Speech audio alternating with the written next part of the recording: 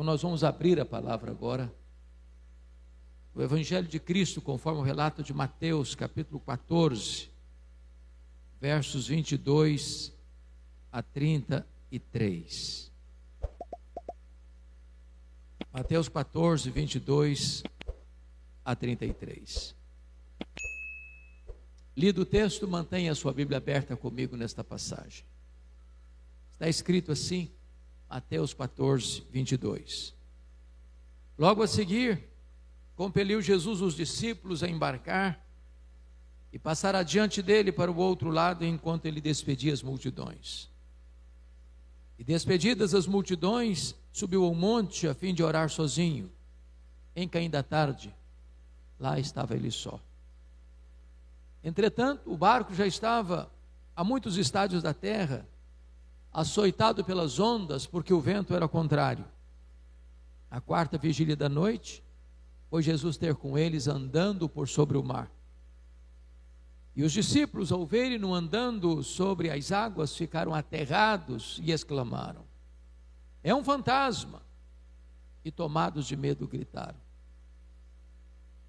Então diz a Escritura que Jesus disse, mas Jesus imediatamente lhes disse: tende bom ânimo, sou eu, não temais. Respondendo-lhe Pedro, disse: se és tu, Senhor, manda-me ir ter contigo por sobre as águas. E Jesus disse: vem. E Pedro, descendo do barco, andou por sobre as águas e foi ter com Jesus. Reparando, porém, na força do vento, teve medo. E começando a submergir, gritou: salva-me, Senhor. E prontamente Jesus, estendendo a mão, tomou e lhe disse: homem de pequena fé, por que duvidaste? Subindo ambos para o barco, cessou o vento. E os que estavam no barco adoraram, dizendo: verdadeiramente és filho de Deus. Amém. O contexto dessa passagem retrata-nos dois fatos que ocorreram e atingiram a vida de Jesus. O primeiro fato é que as multidões estavam com tantas necessidades e recorrendo de tal maneira a Jesus, que ele não tinha tempo para comer. Agenda profundamente congestionada, não podia sequer cuidar de si mesmo. Além disso, em segundo lugar, Jesus acaba de receber a trágica notícia de que seu precursor, João Batista, acabava de ser assassinado de forma brutal, arrancado da masmorra Maqueros às margens do Mar Morto e degolado por ordem do tetrarca Herodes Antipas. Diante desses dois cenários, Jesus toma uma decisão: sair para uns dias de descanso, de retiro espiritual, num lugar ermo com seus discípulos. Diríamos nós hoje, uns dias de férias. Férias não é luxo, é necessidade. Mas houve um furo de imprensa, a notícia vazou, e quando eles chegam no local, lá já estava a multidão à espera de Jesus. E em vez de Jesus despedir a multidão e continuar de férias com seus discípulos, ele compadeceu-se daquele povo, passou a curar os seus enfermos. Quando o dia já estava prestes a declinar-se, seus discípulos, do topo da sua pretensa prudência, sentiram-se no direito de dar conselhos a Jesus.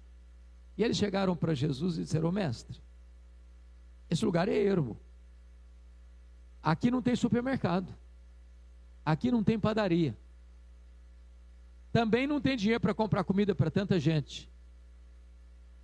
Então, o mais sensato a fazer é mandar esse povo para casa, mandar esse povo embora. E diante daquela intervenção dos discípulos, Jesus responde assim: dai-lhes vós mesmos de comer. Mas agora eles estão encrencados de fato, porque tinham 5.000 homens, além de mulheres e crianças. 12.000 pessoas. Não tinha dinheiro. Não tinha lugar para comprar comida. Aliás, fizeram um inventário, uma investigação e descobriram que eles tinham uma receita de 5 pães e 2 peixes para uma despesa de 12.000 pessoas. Era impossível. Mas o que o homem não pode fazer, Jesus pode fazer. Jesus multiplicou pães e peixes e entregou nas mãos dos seus discípulos para eles alimentarem aquela grande multidão. E é aqui que começa o nosso texto. Logo a seguir, compeliu Jesus os discípulos a embarcar e passar adiante dele para o outro lado, enquanto ele despedia as multidões. Logo a seguir o quê? Logo a seguir o quê? Logo a seguir os fatos que acabo de relatar. Mas então temos uma pergunta a fazer. Por que Jesus compele? E compelir não é pedir, não é aconselhar, é obrigar. Por que Jesus obriga os discípulos a entrar no barco e voltar para Cafarnaum? Por que Jesus não deixa os discípulos ficarem com ele? Por que os discípulos não podem despedir as multidões? O texto de Mateus não responde essa pergunta. Mas quando você vai para o texto paralelo a este, João 6,15, somos informados que esta multidão, que foi assistida por Jesus, depois desse extraordinário milagre de Jesus, vem para arrebatar Jesus, para fazê-lo rei, ou seja, um Messias político, um Messias que atenderia a eles nas suas necessidades do aqui e do agora, e tão somente as necessidades daqui e do agora. Apenas um operador de milagres. E vale destacar que nós cremos em milagres. Nós oramos por milagres. Nós, como hoje à noite, cantamos sobre milagres. Nós pregamos sobre milagres. Nós desejamos milagres. Mas é preciso afirmar também que Jesus não desceu do céu precipuamente para fazer milagres. Os milagres que Jesus Cristo realizou, o evangelista João chama de sinais. Sinais para provarem que ele era o Messias, o próprio Deus feito carne. Mas a principal missão pela qual Jesus desceu do céu foi morrer na cruz pelos nossos pecados e ressuscitar para nossa justificação, para nos dar a vida eterna. Jesus não queria que os seus discípulos fossem expostos a esta cosmovisão, a esse entendimento de que ele seria apenas um operador de milagres e não o salvador do mundo. Então Jesus retira os discípulos de cena, Jesus tira os discípulos dali, Jesus os obriga a entrar no barco e voltar para Cafarnaum. Bom, a pergunta é, aquela multidão, como os demais judeus da época, tinham motivos de aguardar um Messias que viesse quebrar o jugo da opressão em que eles viviam, para resolver todos os seus problemas do aqui e do agora? E a resposta é um sonoro sim.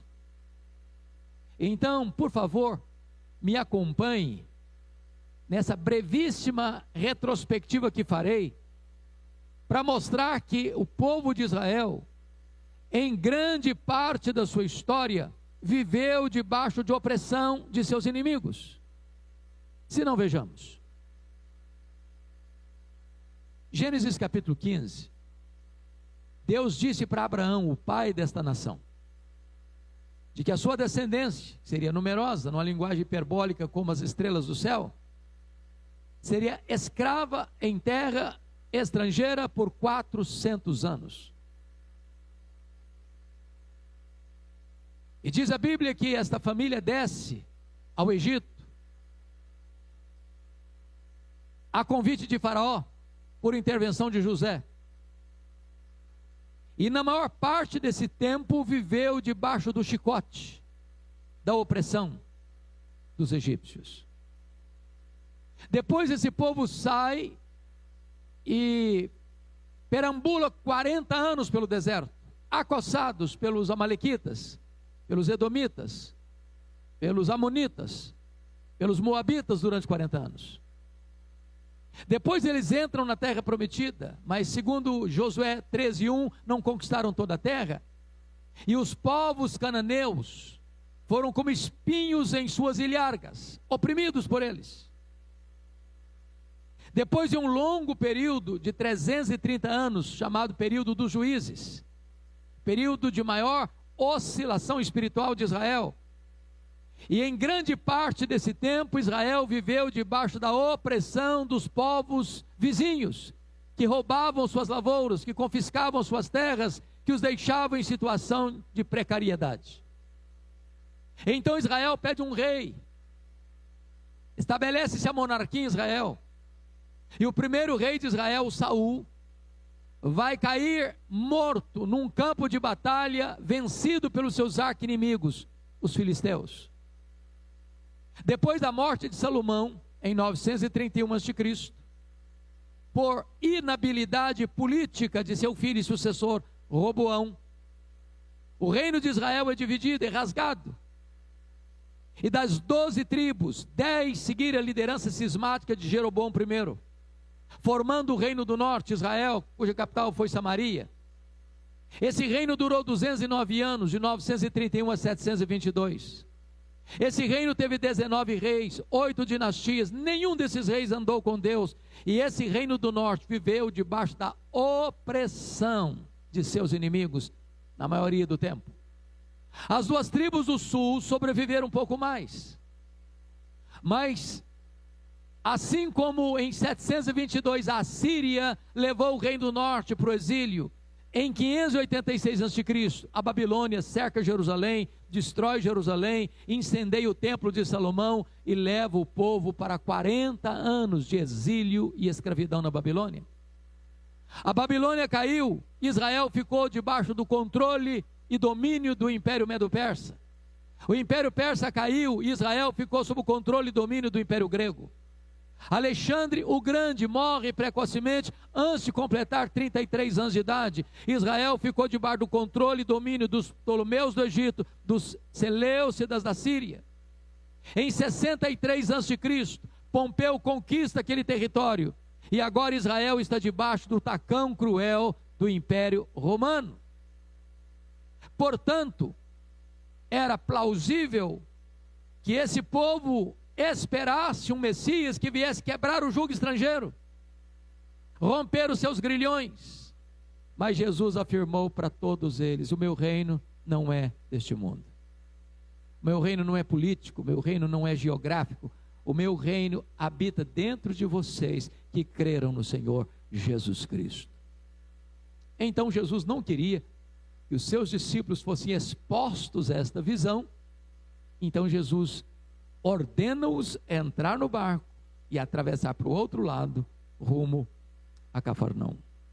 Bom, dada essa longa introdução, vamos entrar na exposição do texto lido. Porque o mínimo que os discípulos podiam esperar, já que as férias foram frustradas, é que pelo menos a viagem de volta para casa fosse tranquila. Mas não foi isso que aconteceu. Então, a primeira lição do texto: mesmo quando você está debaixo da ordem de Jesus e fazendo exatamente o que Jesus mandou você fazer, ainda assim você pode enfrentar tempestades na vida. A vida não é indolor. Você e eu, por sermos crentes, não temos imunidade especial.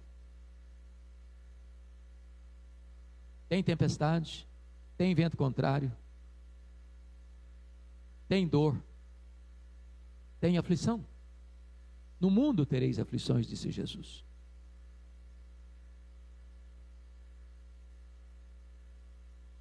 As tempestades são inevitáveis. Elas são imprevisíveis. às vezes até inadministráveis.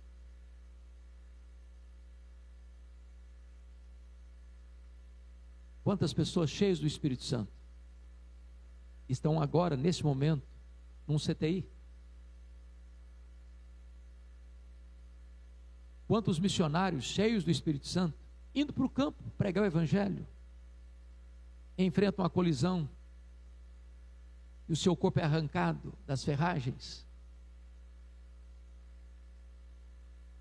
Se você está enfrentando uma tempestade, você não é exceção da humanidade. As tempestades vêm mesmo quando você está andando com Deus.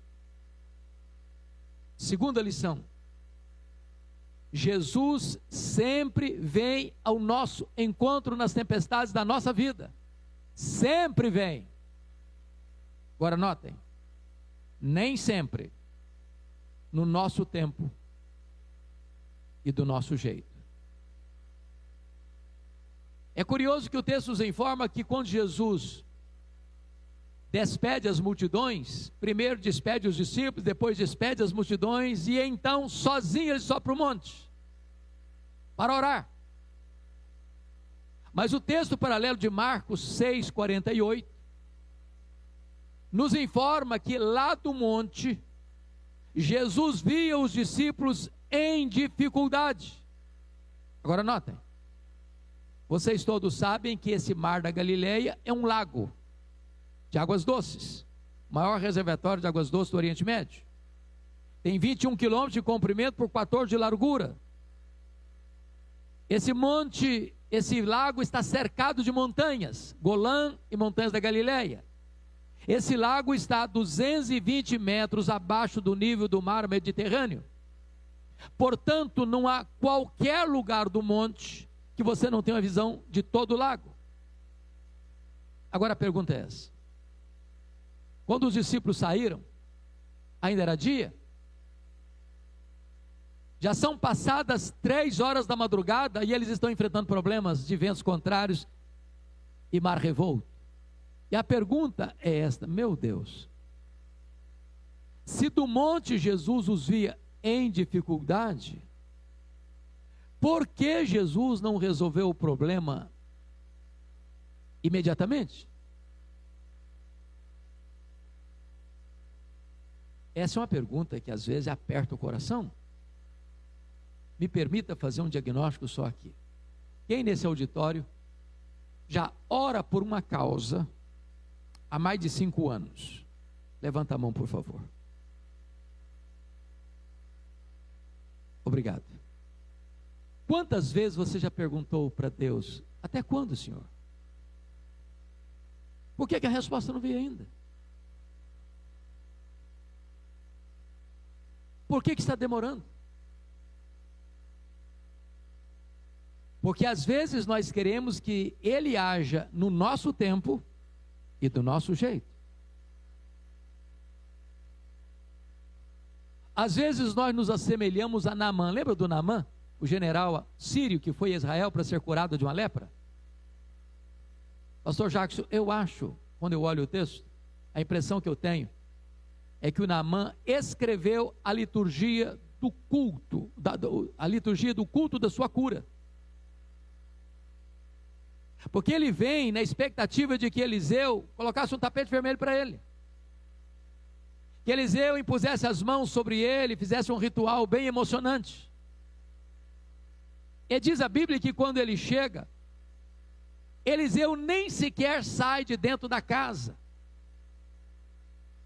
Apenas manda um recado para ele: olha, manda dizer o generalzão 4 estrelas aí, para ir lá no Jordão e mergulhar 7 vezes. Não, pera um pouquinho só. Eu não vim da Síria para isso não, hein? O que é isso? Eu esperava que ele viesse ao meu encontro. Eu esperava que ele impusesse as mãos. Aliás, agora são palavras minhas. Eu já até escrevi a liturgia do culto da minha cura. Tem que ser do meu jeito. Ora, deixa eu lhe dizer: o Deus a quem você serve é o Deus soberano. É o Deus que é livre e que faz todas as coisas conforme o conselho da sua vontade. E Ele não se curva à nossa agenda e ao nosso tempo. Ele é Deus. Terceira lição. Ele sempre vem ao nosso encontro, ainda que na quarta vigília da noite. Vocês todos sabem que a vigília, a noite era dividida em 4 vigílias. Das 6 da tarde às 9 da noite, a primeira. Das 9 da noite à meia-noite, a segunda. Da meia-noite às 3 da madrugada, a terceira. Das 3 da madrugada às 6 da manhã, a quarta vigília. A quarta vigília é a hora da noite mais escura, do maior cansaço, da maior fadiga. E quando você diz para você assim, agora não tem mais jeito, agora o caldo entornou, agora a situação se tornou irreversível, agora não tem mais cura, agora não tem mais esperança para esse casamento, agora a pessoa foi longe demais para voltar, agora a pessoa caiu muito fundo para ser recuperada, agora eu já desisti, agora eu já joguei a toalha, agora não tem mais esperança. E às vezes Jesus vem na quarta vigília da noite para demonstrar para nós que quando os recursos da terra terminam, os recursos do céu estão disponíveis. Quando os homens não podem mais fazer nada, Ele pode fazer tudo. Quando a situação parece irreversível, Ele tem todo o poder para mudar o placar do jogo, para virar a mesa da história e para fazer um milagre na sua vida. Não tem causa perdida para Ele, não tem doença incurável para Ele, não tem vida irrecuperável para Ele, não tem família sem restauração, não tem casamento sem solução. Ele chega ainda que na quarta vigília da noite. Sabe para quê? Para que todos saibam que o milagre não foi esforço humano, foi obra soberana divina. Permita-me dar um exemplo. Eu estava pregando no final do ano passado, em Feira de Santana, na Bahia, num congresso de família, e estava do meu lado, pastor Jackson, como preletor também, o pastor Harley Mafra, da Primeira Igreja Batista de São Paulo. Harley Mafra era um empresário de sucesso, e um dia ele estava fazendo uma viagem com outros colegas empresários, hospedaram-se no mesmo hotel, foram para o jantar. Alguns colegas se levantaram mais cedo, entraram no banheiro, e depois ele também se levantou e foi ao banheiro, e depara com seus colegas cheirando cocaína. Ofereceram para ele. Tolamente, neciamente, ele resolveu experimentar. Ficou preso a primeira vez que experimentou. A vida foi entrando em colapso, o casamento foi derretendo, a vida financeira foi se desidratando, a família foi entrando em rota de colisão, ele não suportava mais a vida, seus negócios dando para trás. Um dia, ele toma uma decisão, arruma as malas e diz para a família, eu vou fazer uma viagem. E a viagem que Harley Mafra fez foi para dentro das ruas de São Paulo, para viver como mendigo, debaixo de pontes, marquises, viadutos. 7 anos consumido pelas drogas, pela cocaína e pelo crack. O lugar que ele encontrava um pouquinho mais de aconchego era debaixo da marquise da Primeira Igreja Batista de São Paulo. Sua família nunca teve notícias dele. Sua filha nunca desistiu de procurá-lo. Depois de 7 anos, sua saúde arruinada, sua mente adoecida, totalmente tomado pelas drogas. Numa certa madrugada, fria de São Paulo, ele atravessava uma ponte, e uma senhora da Assembleia de Deus que retornava de uma vigília de oração, cruza com ele. Olha para ele e diz, ou você entrega a sua vida para Jesus, ou você morre. Ele termina de atravessar a ponte, entra numa praça. A sua filha, que nunca desistira de procurá-lo nas noites frias e nas madrugadas de São Paulo, está passando pela praça. olha, observa, torna a olhar, reconhece, é o papai. Sai do carro, corre, abraça-o, aquele homem maltrapilho, mal cheiroso, bota no carro. 7 anos de luta nas clínicas de recuperação. Harley Mafra recuperou sua sanidade física. Harley Mafra recuperou a sua sanidade mental. Harley Mafra recuperou o seu casamento. Harley Mafra recuperou a sua família. Harley Mafra recuperou as suas finanças. Harley Mafra hoje é pastor da igreja onde ele dormia debaixo da marquise. Jesus chegou na vida dele na 4ª vigília da noite e restaurou por completo a história dele. Um grande milagre de cura, de libertação, de salvação. Deus está aqui nesta noite. E vai chegar na sua história. E vai chegar na sua vida, ainda que você esteja hoje aqui na 4ª vigília da noite. 4ª lição do texto. Ele sempre vem nas tempestades da nossa vida. E às vezes vem andando sobre o mar. E o que significa que ele veio andando sobre o mar? O mar aqui representa aquilo que ameaçava os discípulos, que era maior do que os discípulos, aquilo que os discípulos não conseguiam administrar, que colocava-os em risco de morte.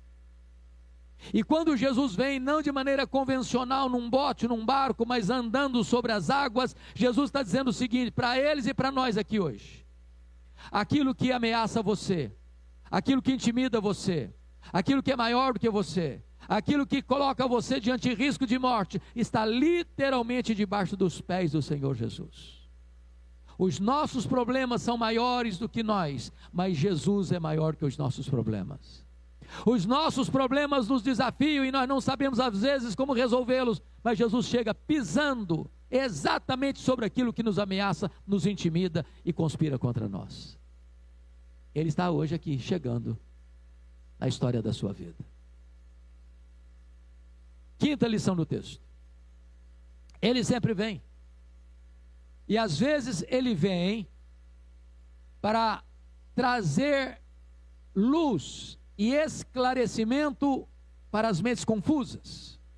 Vejam vocês que naquela noite escura, talvez um relâmpago luzidio rasga um facho de luz no céu, e eles olham e alguém caminhando sobre as ondas e chegam à conclusão: é um fantasma. E tomados de medo gritaram. Agora notem, esses homens já eram crentes, ainda acreditavam em fantasmas. Pasmem vocês, há crentes ainda hoje que acreditam em fantasmas. A pergunta é por que eles acreditavam em fantasmas? E a resposta é: esses discípulos, exceto Judas Iscariotes, que nasceu na Judéia, lá no sul, todos os demais eram galileus, que nasceram lá no norte. A Galileia era a região mais povoada de Israel naquele tempo. Tinham 204 pequenas aldeias e vilas. A Galileia era cercada de povos pagãos, povos gentios, povos politeístas, com muitos deuses, com muitas crenças. Era chamada de Galileia dos gentios. Tanto é verdade que lá em Mateus 16, texto a seguir ao nosso, Jesus está lá no extremo norte da Galileia, lá nas fraldas do Monte Hermon, lá na divisa com o Líbano, lá em Bânias, onde nasce o Rio Jordão, lá em Cesareia de Filipe, e Jesus faz uma enquete com seus discípulos assim: quem dizem os homens ser o filho do homem? E responderam: Senhor, o povo está tão confuso. Uns dizem que tu és João Batista, outros dizem que tu és Elias, outros dizem que tu és Jeremias, outros dizem que tu és alguns dos profetas. Mas para um pouquinho só. Para um pouquinho só. Vocês estão dizendo que esse Jesus aqui é o João Batista? Mas o João Batista já foi degolado. Vocês estão dizendo que esse Jesus aqui é o Elias? Ora, o Elias foi arrebatado ao céu há muitos séculos. Vocês estão dizendo que esse Jesus aqui é o Jeremias? Mas o Jeremias está morto há séculos. Vocês estão dizendo que esse Jesus aqui é alguns dos profetas, mas os profetas estão mortos. Como assim? É que já naquele tempo, eles acreditavam em metempsicose, em transmigração das almas, numa linguagem mais contemporânea, em reencarnação. Ora, preste atenção.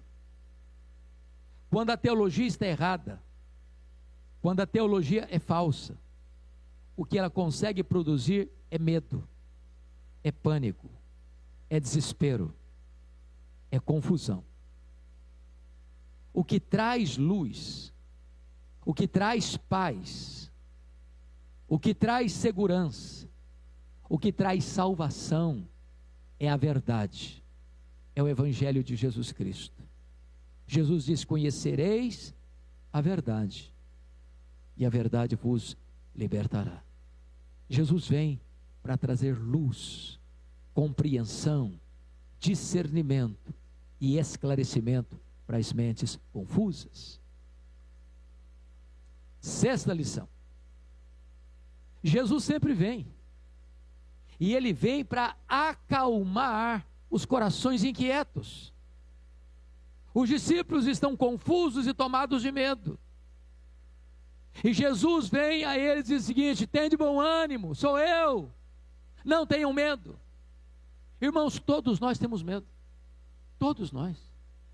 O medo é um sentimento democrático entre os seres humanos. Nós temos muitos medos. Tudo aquilo que nós não administramos impõe medo sobre nós. É por isso que Deus, que nos criou e nos fez, sabendo desse problema que todos nós enfrentamos, a ordem mais repetida em toda a Bíblia é esta: não temais, não temais, não temais, não temais. Ou seja, não tenha medo, não tenha medo, não tenha medo, não tenha medo, não tenha medo. Agora, o único antídoto para resolver o problema do medo no seu e no meu coração não são os nossos músculos tonificados, não é a quantidade de dinheiro que você tem no banco, não é a posição que você ocupa na sociedade, não é a sua influência política na sua região. O único remédio para o medo é saber que Jesus chegou e Ele está presente na sua vida. Ele sempre vem. Em sétimo lugar, Ele vem para levantar o caído. Eu fico impressionando, pastor Jackson aqui, quando Jesus vem para acalmar os discípulos, Ele acalma primeiro os discípulos, para depois acalmar o mar. Na outra tempestade, primeiro Jesus acalmou o mar, para depois acalmar os discípulos. Eu gosto dessa metodologia de Jesus, porque Ele muda de método. E por que Ele muda de método? É porque Ele sabe que às vezes o seu problema está fora de você. Ele sabe que às vezes o seu problema está dentro de você. Ele sabe que às vezes o seu problema é a circunstância. Ele sabe que às vezes o seu problema é o seu sentimento. Ele sabe que às vezes a tempestade está do lado de fora. Ele sabe que às vezes a tempestade está do lado de dentro. E Jesus está aqui hoje. E Ele conhece a tempestade de fora. E Ele conhece a tempestade de dentro. Ele acalma a tempestade de fora. Ele acalma a tempestade de dentro. Mas, como eu disse, em sétimo lugar, Ele vem para levantar o caído. Às vezes nós censuramos o Pedro, mas não devíamos censurar o Pedro. Sabe por quê? Dentro daquele barco, o único homem que teve coragem e fé para dizer para Jesus: se és tu, Senhor, manda-me ir ter contigo por sobre as águas. Nenhum outro teve peito para dizer isso. Só o Pedro. E que experiência ele viveu. Porque o mar estava revolto. O barco era frágil. As ondas chicoteavam o barco. O vento empurrava o barco para lá e para cá. E ele pula daquele barco, e aquela massa líquida se torna terra firme debaixo dos seus pés. E ele caminha sobranceiro, com o olhar fixo em Jesus, andando sobre o mar. Quando de repente, diz a Bíblia, reparando na força do vento, teve medo e começou a afundar. Não censure Pedro, não, que o Pedro está aqui nessa noite, e ele não está entre nós, não. Ele mora debaixo da nossa pele. O sangue dele corre em nossas veias. O coração dele bate em nosso peito. Nós somos Pedro. Meus amados, quantas vezes, nas noites mais escuras da minha vida, por um momento eu tirei os olhos de Jesus. Comecei a afundar. Se você tirar os olhos de Jesus, um minuto sequer, você afunda. O que me encanta em Pedro é que ele não tenta resolver o problema na força do braço. Ele gritou por socorro: salva-me, Senhor. Eu quero dizer para você que lá naquele contexto, Jesus estava no monte, vendo as dificuldades e orando. Hoje Jesus não está no monte orando por você, não. Hoje Ele está à direita de Deus Pai Todo-Poderoso, como nosso grande sumo sacerdote. E Ele sabe a tempestade que você está enfrentando. E Ele sabe a luta que você está vivendo. Ele sabe a noite tenebrosa que abraçou você. Ele sabe os perigos e ameaças que você enfrenta. E se você está afundando, grite por socorro. Clame por socorro e Ele virá ao seu encontro. Não há outro que possa nos valer. Nós temos um grande sumo sacerdote. Ele nos socorre, Ele nos consola, Ele nos tira das gargantas da morte. E diz o texto que Jesus prontamente estendeu a mão, tomou e lhe disse: homem de pequena fé, por que duvidaste? O problema do Pedro não era o vento, era a dúvida. Não era a tempestade, era a incredulidade. Se creres, verás a glória de Deus. E o texto diz assim: subindo ambos para o barco, cessou o vento.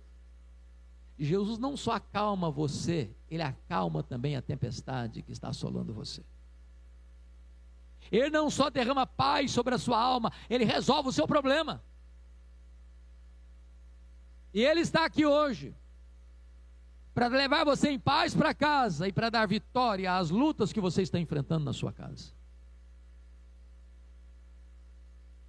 Mais uma vez, Mateus não nos esclarece, mas João nos toma pela mão no seu relato, capítulo 6, versículo 21, e nos informa que logo que Jesus entrou no barco, eles chegaram ao seu destino.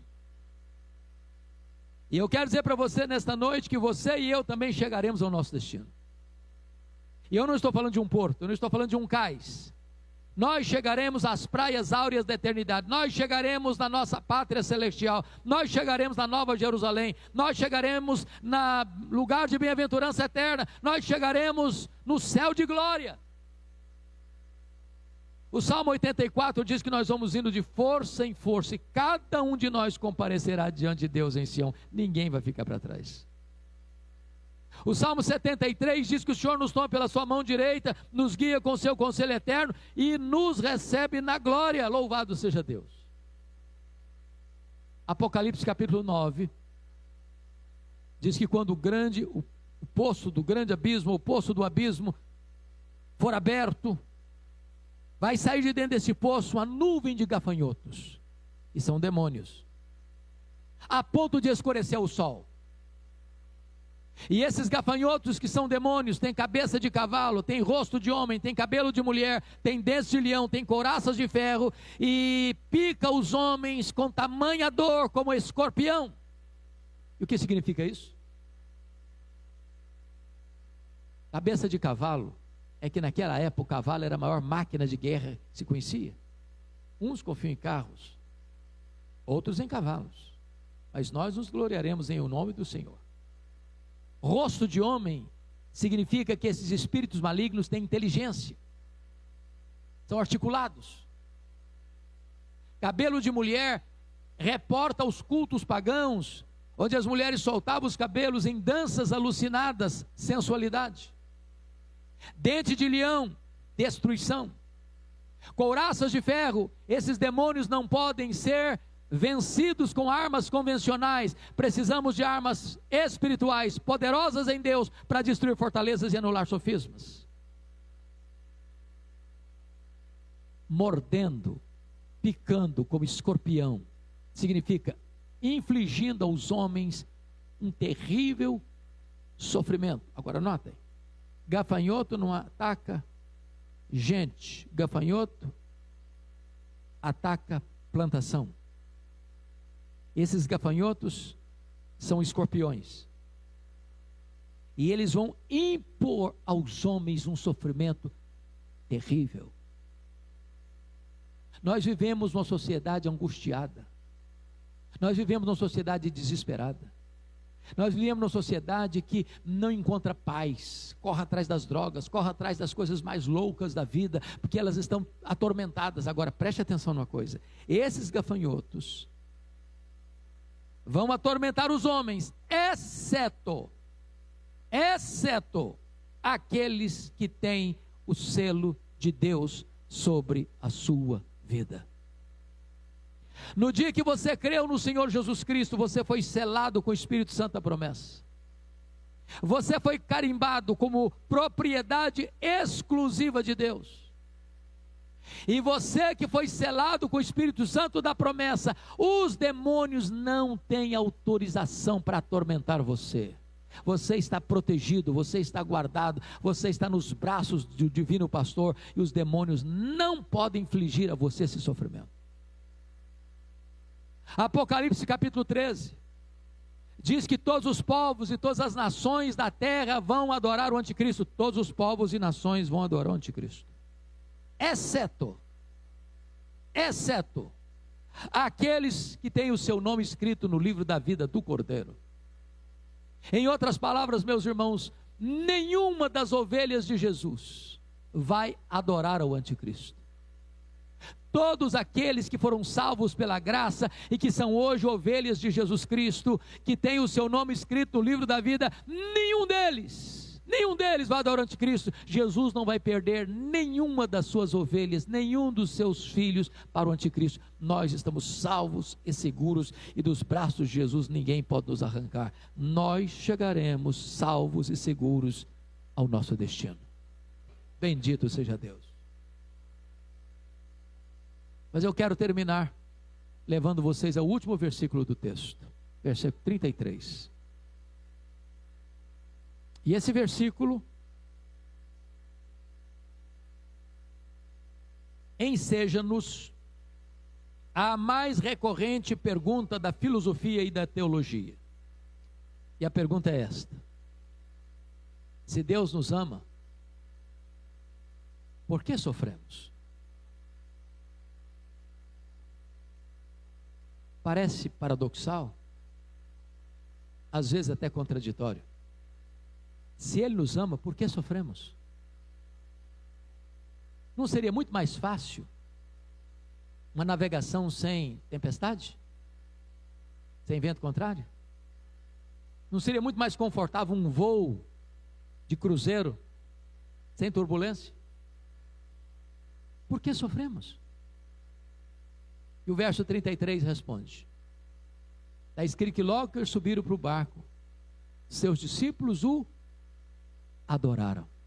Agora leia a sua Bíblia, e você verá que sempre que alguém está adorando a Deus, ele está prostrado. Ninguém pode adorar a Deus de narizinho empinado. Diante dele até os serafins cobrem o rosto. Agora leia a história, e você verá que mais pessoas se dobraram na tempestade do que na bonança. Mais pessoas se dobraram na adversidade do que na prosperidade. Mais pessoas se dobraram na doença do que na saúde. Às vezes, como diz o profeta Naum, Deus faz o seu próprio caminho de acesso ao nosso coração na tempestade. E Ele nos dobra para que nós o adoremos. Mas em segundo lugar, Ele permite o sofrimento não só para nos dobrarmos, mas também para nos levar a um nível mais profundo de conhecimento e experiência com Ele. Porque os discípulos disseram: verdadeiramente és filho de Deus. Ora, irmãos, mas eles já sabiam disso. Esses discípulos já sabiam disso. Esses discípulos já tinham visto Jesus dar vista aos cegos, dar audição aos surdos, dar voz aos mudos, dar movimento aos coxos. Mas agora Jesus está fazendo um milagre na vida deles, na vida deles, na vida deles. Sabe o que significa isso? O Senhor não quer que você tenha apenas uma experiência de segunda mão. O Senhor quer que você tenha a sua própria experiência com Ele. Permita-me ilustrar e eu termino. Vocês se lembram do Jacó? O neto do Abraão, filho do Isaac? Pois bem, a Bíblia diz que depois de, orientado pela sua mãe, Rebeca, enganar o pai e trair o irmão, o Jacó precisou fugir de casa às pressas, jurado de morte. E a mãe controladora, que o induzira a mentir, agora o manda fora de casa e diz: vai meu filho, vai lá para a casa do Labão, fica lá uns dias, eu vou mandar te buscar. Ela controla tudo, ela é a dona da agenda. Aí você pensa assim: bom, devia ser um adolescente o Jacó para ser controlado pela mãe. Sabe quantos anos tinha o Jacó quando saiu de casa fugido? 77 anos. Solteiro. Tem esperança para vocês, fiquem tranquilos. Aí você pode estar dizendo assim: pastor, o senhor não está chutando, não? Não estou chutando, não. Eu vou provar para você que eu tinha 77 anos. Ele saiu de casa com 77, vai para Padã Aram, trabalha 14 anos para ter o direito de casar com a Raquel. Depois de 14 anos de trabalho, nasceu José. Portanto, o Jacó tem 91.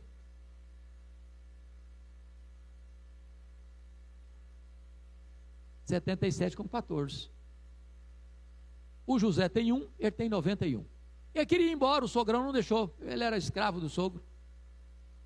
Ficou mais 6 anos. Portanto, ao todo, 14 mais 6, 20 anos. Ele ficou 20 anos em Padã Aram. Agora ele volta com 97, eu tinha 77, mais 20, 97. O José tem 6. O José foi vendido para o Egito pelos seus irmãos, quando tinha 17 anos. Então, se o José tinha 6 e o Jacó 97, agora o José tem 17 e o Jacó tem 108 anos.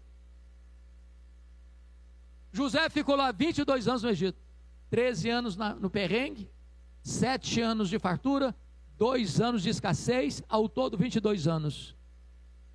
Portanto, quando Jacó desceu ao Egito, se ele tinha 108, quando o filho foi para o Egito, eu não sabia, mas foi para o Egito, o José, agora 22 anos depois, quantos anos tem Jacó? 130 anos, a Bíblia diz que ele tinha 130 anos quando desceu para o Egito. Ficou no Egito 17 anos, morreu com 147. Então está provada a tese que o Jacó saiu de casa solteirão com 97 anos de idade. Bom, ele saiu de casa com 77 anos. Bom, mas não é isso que eu quero falar, não. Só estou contando a história dele para vocês entenderem. O que eu quero te chamar a atenção é isso. Ele sai de casa com 77 anos, com a mochila nas costas, um cajado na mão. O primeiro pouso dele foi em Betel. E ali Deus se revelou a ele. E disse: eu sou o Deus de Abraão. Eu sou o Deus de Isaac, teu pai. Mas Deus não cumprimentou eu sou o teu Deus. Até os 77 anos, o Jacó só conhecia a Deus como Deus do seu avô e Deus de seu pai, mas não como Deus da sua vida. 20 anos depois, aos 97 anos, atravessando o val de Jaboque, Deus entrou em luta com ele. E ele não quis ceder. Lutou a noite inteira sem ceder. Já pela manhã, Deus o deixa aleijado, para não perdê-lo para sempre.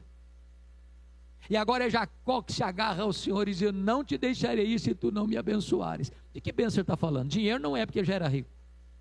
Família não é porque já tinha uma família grande. Que bênção é essa que ele está precisando? É de conversão, é de um novo coração, é de uma nova vida. Então Deus perguntou para ele: qual é o teu nome? Como é que você chama? Há 20 anos ele tinha dito para o pai assim, quando o pai perguntou: quem é você? Eu sou Esaú. E mentiu. É Esaú mesmo? Sou Esaú. Agora Deus pergunta: qual é o seu nome? Ele responde: eu sou Jacó. Suplantador, enganador. Aquilo não foi uma resposta, aquilo foi uma confissão. Ali em Jaboque, Deus mudou a vida dele. Ali ele diz: eu vi a Deus face a face, a minha vida foi salva. E a partir dali, Deus se revela para o mundo com um novo nome: eu sou o Deus de Abraão, eu sou o Deus de Isaac, eu sou o Deus de Jacó. Agora Jacó teve a sua própria experiência com Deus. Deus te trouxe aqui nesta noite para que você tenha a sua própria experiência com Ele. Eu não sei quantos de vocês entraram aqui passando por uma tempestade, mas Jesus está aqui para acalmar a tempestade da sua vida. Permita-me dar esse testemunho para encerrar. A nossa família, nesses últimos 6 meses, viveu grandes tempestades. O nosso netinho Pedro nasceu com 6 meses. Precocidade severa, extrema. Apenas 1 quilo. A mãe estava com uma forte infecção e ele contraiu a infecção da mãe. Com 3 dias de nascido, precisou fazer uma pesada cirurgia para retirar 20 centímetros do seu intestino. Criancinha desse tamanhozinho. Com 5 dias, precisou fazer uma segunda grande cirurgia.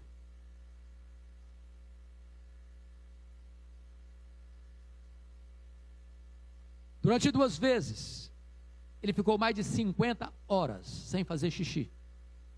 E os médicos reuniram a família e disseram: olha, se não fizer xixi até a hora, os órgãos entram em falência.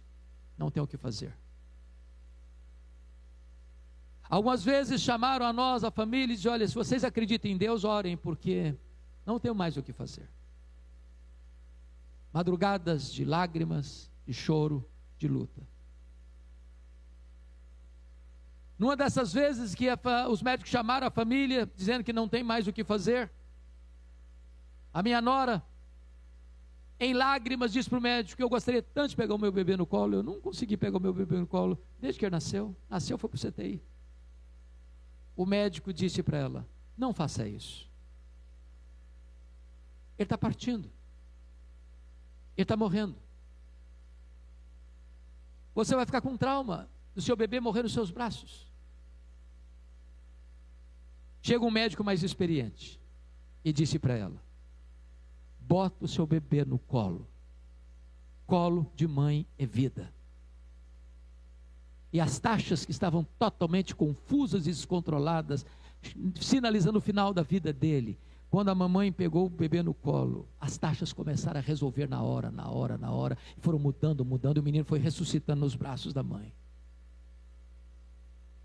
Ele ficou 102 dias no CTI, passou por 5 cirurgias, está de alta, está bem, está crescendo, está se alimentando, e nós estamos cheios de esperança e gratidão a Deus, de que Deus vai completar a sua obra na vida dele. Jesus está aqui.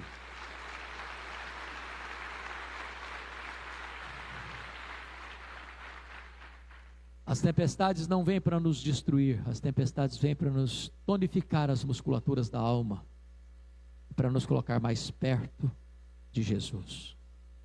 Com a permissão do pastor Jacques, se você deseja que nós oremos por você nesta noite, colocando a sua luta aos pés de Jesus, levante o seu lugar, vem aqui à frente, eu quero orar com você, em nome de Jesus.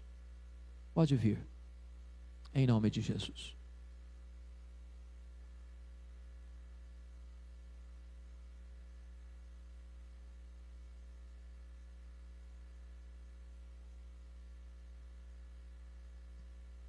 Bendito seja Deus. O Senhor está neste lugar. Ele conhece o que você está passando, a luta que você está vivendo. E Ele está aqui para acalmar o seu coração. Ele está aqui para acalmar a sua tempestade. Senhor, aqui está o teu povo, ovelhas do teu pastoreio. Tu sabes, meu Deus, a luta que cada pessoa aqui está vivendo. As noites indormidas, as madrugadas insones, as tempestades furiosas, os ventos contrários, o mar revolto. Tu sabes, meu Deus, a tempestade fora e a tempestade dentro.